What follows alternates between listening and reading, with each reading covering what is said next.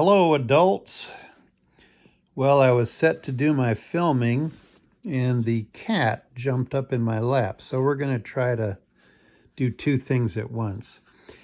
Have you ever heard of a guy named Bart Ehrman? Yeah, Bart Ehrman was, in his growing up, I guess you'd call him a fundamentalist. No possibility of error in the Bible, and a lot of other of the tenets of fundamentalists. He chose to, as his field of study, aim at the Greek New Testament, the language that the New Testament was originally written in. And he did very well. He became the assistant or associate with a guy named Bruce Metzger, who was kind of the world, dean of study of the Greek New Testament. So Bart and Bruce were a team. But as Bart, or Mr. Ehrman, whatever, studied the ancient manuscripts, the oldest stuff we've got, he would find discrepancies, and he would notice that Matthew would change something that Mark said, and things like that. And he noticed enough of this that it got to him. And Bart Ehrman shifted to being, I've heard him describe himself as an agnostic. Maybe he's gone all the way to atheist. I don't know. But he's very popular. He's a university professor, I believe, in North Carolina, and his classes are always packed. And I think it's kind of interesting he's down in the Bible Belt because, he still is, though, a fantastically skilled scholar of the original text, or the closest to the original that we've got. So anyway, he's an agnostic. He doesn't know whether there's a God or not. Well, other scholars who are kind of similar have questioned, did Jesus even exist? There's Kitty.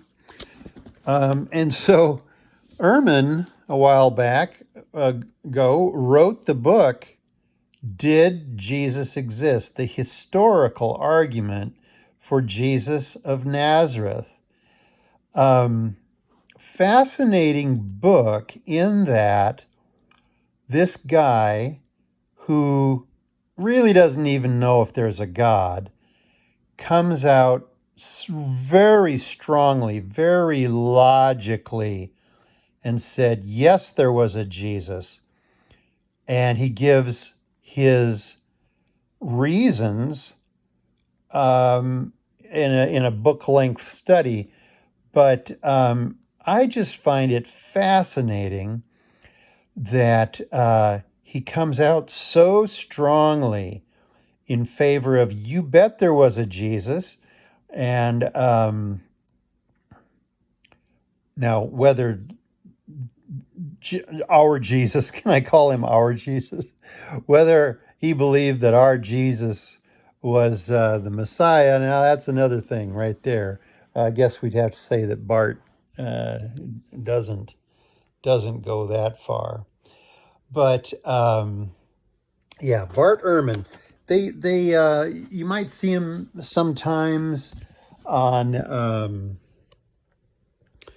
TV documentaries, biblical documentaries. He'll be one of the people. If you go into like a Barnes and Noble and look at the religious books, you'll notice how many books the guy has written. He's written books that do deal with the history of the text of the New Testament. And, he's ruthless. He shows the places where texts changed. And then the changes were copied and more changes or whatever. Now, I thank him for that work, and he's a very engaging, popular writer. So he doesn't bore you, or at least he doesn't bore me. I disagree with him. I think he overstates some of the problems way back when. But it's kind of hard to discount a guy who's just that smart and has studied so hard to know about the original text of the New Testament. I keep on saying the original.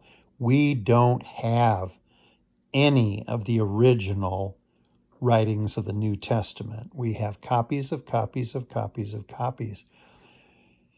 And I can't remember if Professor Ehrman was the one that I learned this from, but for the first 200, almost 300 years, the copies were made by amateurs because the professional copyists were way, way, way too high priced. I mean, kings used these people. The famous people could afford to have copyists. But so those first several hundred years, they were being copied in the home. In all probability, we weren't there, but yeah. So the fact that there are occasional boo-boos of copying makes all the more sense because these were amateurs who were copying the letters of Paul or the Gospels and then passing them on, But anyway, I just wanted to lift up Bart Ehrman. Interesting guy. If you read him and if he disturbs you or if you get a kick out of him, let me know. I'd enjoy that. Bye.